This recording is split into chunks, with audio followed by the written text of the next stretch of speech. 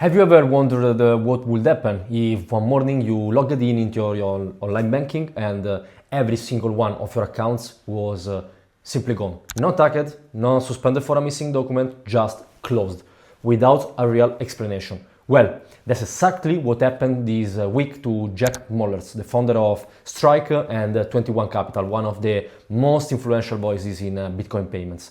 And the way JP Morgan, his bank, handled his case reveals something much bigger happening beneath the surface. The accelerating wave of crypto debanking. I'm Matteo Maglia, Partnership Manager at GloboBanks, the global introducer for premium banking relationship. Every week we see banks tightening their controls, and every single week clients who are properly structured are protected, while clients who rely on a single bank find themselves suddenly without access to the financial system. Today I want to break down what happened to Mallers, what it means for the crypto, tech and fintech industry, and most importantly what you can do to avoid the same fate. Let's begin. Jack Mallers shared publicly that JP Morgan shut down all of his accounts with a vague reference to concerning activity. No specifics, no conversation, no chance to clarify, no appeal. Just a cold, automated decision that erased his banking footprint overnight. For many people, Mallers is not just a crypto guy. He is one of the innovators who brought Bitcoin Lightning payments to mainstream audiences. And his companies operate legally, are fully registered in the US, and work closely with regulators. And even he got debanked.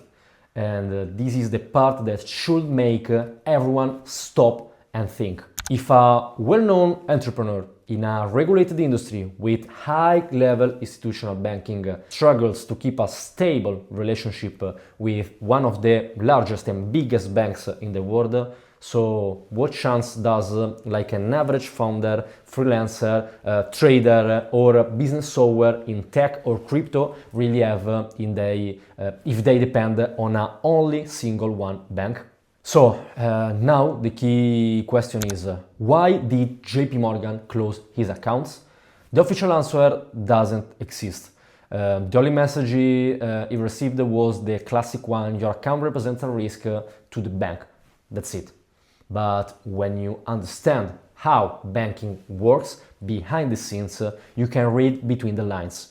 And banks today operate under enormous pressure from regulators. Compliance mistakes cost millions, sometimes hundreds of millions. And the simplest, safest strategy for a bank is this.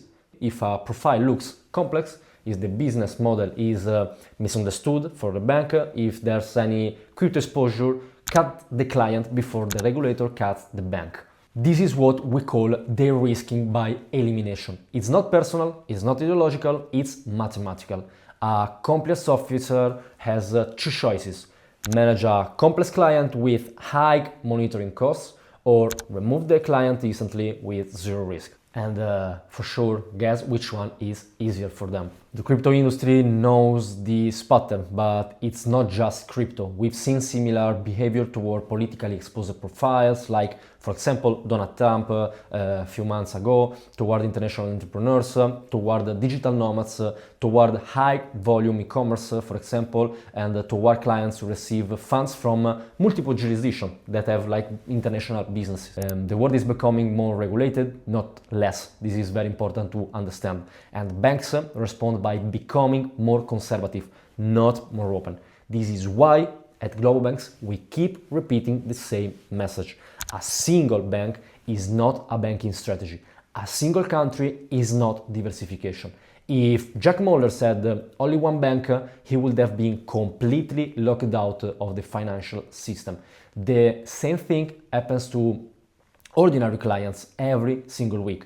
They wake up to a frozen account, they panic, and they realize too late that they should have built a structure, not a dependency. Let's talk about crypto debanking more specifically. The term describes a trend where financial institutions remove clients connected to Bitcoin, exchanges, digital payments, or even software companies that interact with crypto infrastructure.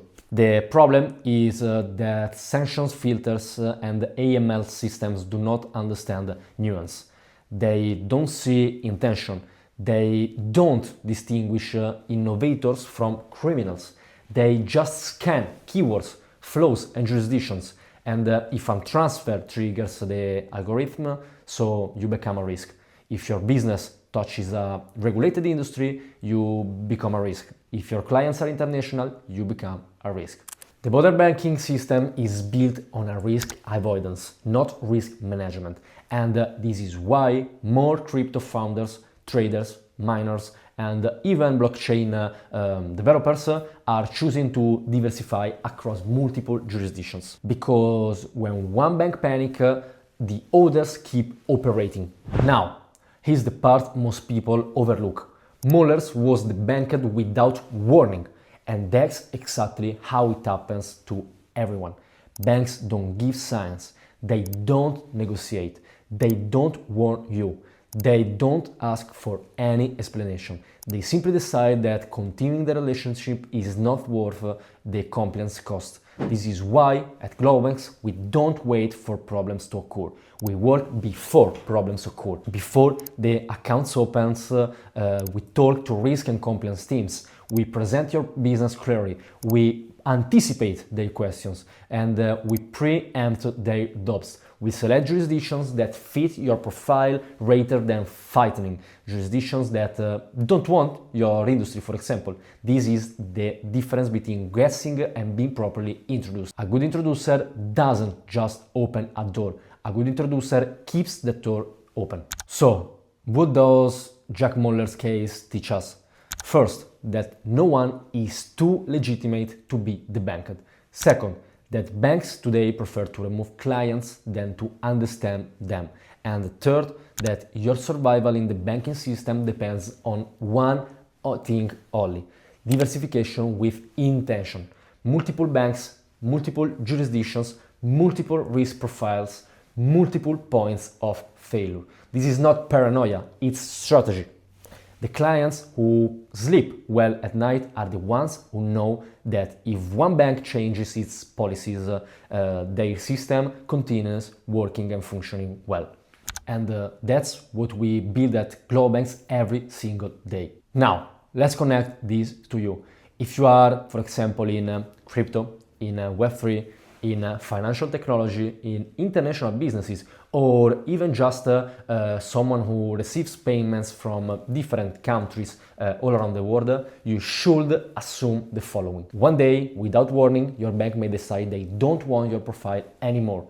Not because you did something wrong, but because you don't fit the risk model. And when that day comes, the only clients who continue operating are the ones who prepared early with multiple bankings. That means a strong primary account, a secondary backup account, a tertiary jurisdictional buffer, and a premium bank that sees you as an asset, not a liability. This is not complicated, but it needs to be done correctly, and that's exactly what we do. Let's close with this. The Muller's case is not an exception, it's a rule. Banks today don't fight to keep clients, they fight to keep regulators satisfied, which means that your banking stability depends on how clearly your profile is presented, how well it fits the institution, and how effectively you diversify your exposure.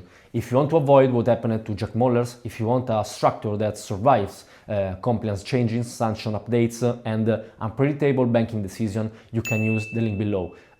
Just share a few details about your situation, and our team at GloboBanks will review your profile and show you exactly which jurisdictions and which banks makes sense for you. I'm Matteo Maglia from GloboBanks. Stay safe, stay diversified, and I'll see you in the next video.